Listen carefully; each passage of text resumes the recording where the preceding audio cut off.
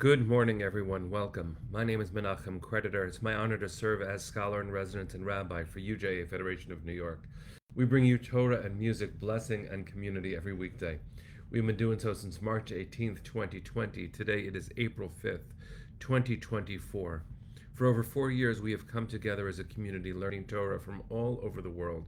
With new friends and familiar faces, we have shared a grounding in Jewish tradition, a commitment to being responsive to this world and to being present. Today is broadcast 1029. Thank you, Penny. It is so powerful for us to be doing this every single day, and by this I mean saying hello to each other, retaining not only a friendship and a groundedness in tradition, but an openness, creating a ritual that is now truly established in so many of our lives, just seeing each other. And so Pete and Jonathan, it's good to see you. Rose, Boker Tov. Keith, Catherine, sending love to Australia. Judy, Boker Tov, Shabbat Shalom. Deborah, it's good to see you. It's good to see you. Carl and Sharon, Stanley and Barry, Arlene and Jonathan. Jonathan, I think I have you on both platforms. That's very impressive. Debbie and Dale, Carl and Rosa, good morning. Linda and Shari, Boker Tov. If I've missed anyone, my apologies. You definitely count. It is beautiful to see all of you here. Ariel, hi, my love. So good to see you, to share Torah with you. Lydia and Anya, Linda and Jerry, Adrian, Boker Tov. Let's get started, everybody. Let's take a breath, sing a blessing, learn some Torah. Here we go.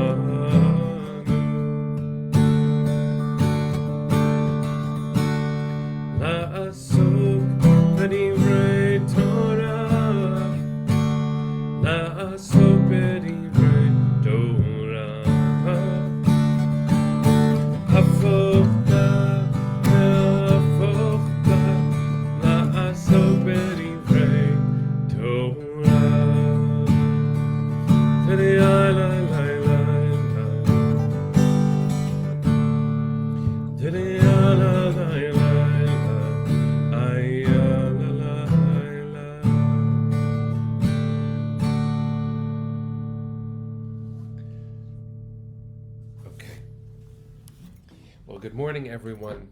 Good evening, good afternoon, good night, depending on where you are. My daughter Ariel is an anchor for us in Jerusalem right now, part of our broadcast. Thank you for bringing us all with you where you go. It's good to see all of you, friends. Today is broadcast 1029, and it is day 182 since the war began on October 7th. Our hearts are absolutely united, and they have been and they will be. This work is ongoing, and we have been having a hard week.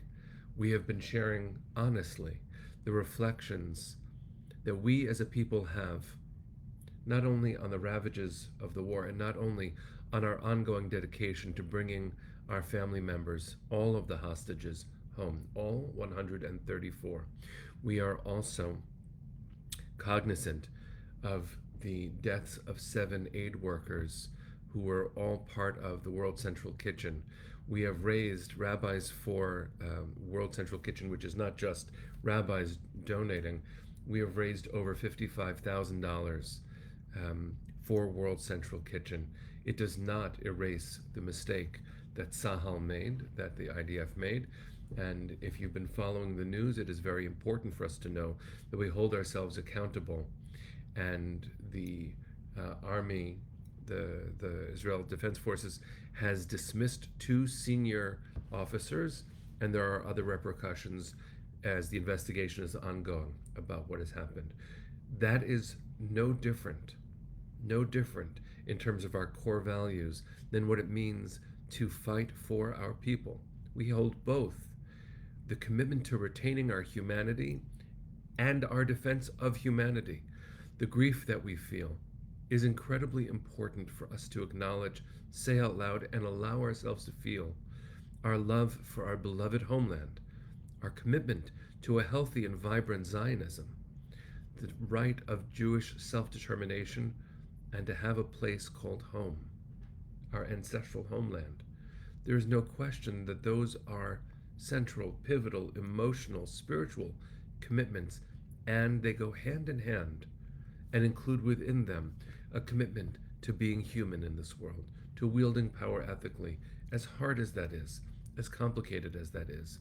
And so we carry our family on our hearts every day, and we remember the radical claim of the Torah, which is that every human being created in the image of God is a concern of the divine and of the Torah. That is why the Torah begins with the creation of the universe, not the birth of the tribe. How important it is for us to remember all of this. A little bit of Torah specific to this Shabbat, Parshat Shemini. We've spoken about different aspects of this. Aaron's silence, Moses awkwardly trying to comfort his grieving brother. All the different ways that we can look at the challenges of Shemini. But I wanted to share today something that was a little bit more hopeful, purely hopeful. Because the very first time in the Torah that the notion of mikveh happens is also in this week's Torah portion. Throughout the book of Leviticus, where we find ourselves, there is a lot of concern, especially around the priests, when it comes to purity. If you come into contact with a dead body and you are a priest, that makes you ineligible to serve God most intimately and for the people, since the emissary of the people in biblical times is the Kohen, the priest. If the priest can't serve the people, then the people can't connect with God. So this is a very big concern. And one of the ways to regain access to God, again, the word purity here is complicated. That's not what the word tahor means. It means connectivity, really. But let's use the word purity because it's shorter and simpler. Just remember that it's inadequate too. One of the ways to regain purity for the priest is to immerse in a mikveh. Now, what's really interesting is that that's not what the words mean in this week's Parsha. Mikveh comes from the root, the shoresh, kuf, vav, he, and it has at least two meanings. Mikveh actually means, in this week's Torah portion, gathered, likvot. The waters would be gathered. And you and I know that the root, kuf, vav, he, kaveh, doesn't only mean to gather, it also means tikva, hope. And it is used in both ways. The verbs sound similar, likvot, to gather, likavot, to hope. And isn't that a beautiful lesson for us to carry in our hearts as we move into this Shabbat, as we hold our family members close? That in order for us to retain that connectivity with God, for us to be able to have a mikveh, a source of holiness, a way of returning to our best selves, of holding on to this gorgeous tradition that gives us a nexus between the divine and this world, we have to likvot also, to gather. And I would invite us, as Pesach is coming, to think about what gathering means. Among the challenges for this day, for this people, for this moment, for us, is what it is to be in the world with others. We certainly are gathering together in greater numbers as Jews than we ever have, coming together because the world can be really rocky. and how necessary that is, both for our beloved family members and friends in Israel, to know that we are gathered in one heart as one people. And also, can we extend that boundary just a little bit? Because we need more hope. We really do. Our people, all people, need much more hope these days than we are finding. And so this week's Torah portion introduces the idea of mikveh, of a gathering, of a return ritual, of increased hope, as Judaism scaffolds meaning, one step, one generation at a time, for us to know that in order for there to be the ultimate hope, we have to gather us all together, especially when we're feeling fractured, especially when the world can be scary. So I want to bless us just for a moment to remember that in this week's Torah portion, for all of its challenges, is also a hint of strength, of return, of connectivity. We are truly together. We are united. I know that that's aspirational. It might never actually have been true. The song Am Yisrael Chai was the anthem of the Soviet Jewry movement, written, composed by my father-in-law, but it wasn't describing one united Jewish people. It was a challenge to us all. Could we be united? Am Yisrael Chai. Am Yisrael Chai, friends. It's a moment for us to be together, to pull together, and to include as many as we can in our circles of belonging until one day, please God, and this is my ultimate hope, all people remember that we belong to each other. May we find that again. Even if we never had it, may we find it again. Even if we feel distanced, may we find our way back to connectivity. So, let's sing a little bit special for Shabbos. Then we'll sing Hatikva.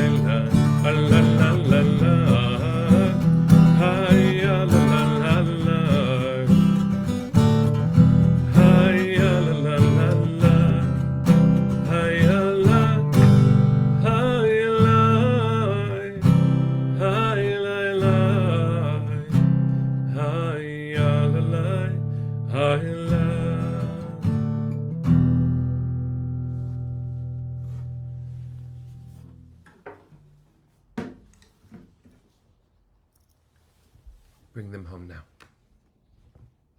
Bring them home now. Am Yisrael Chai, friends. Let's sing Hatikva.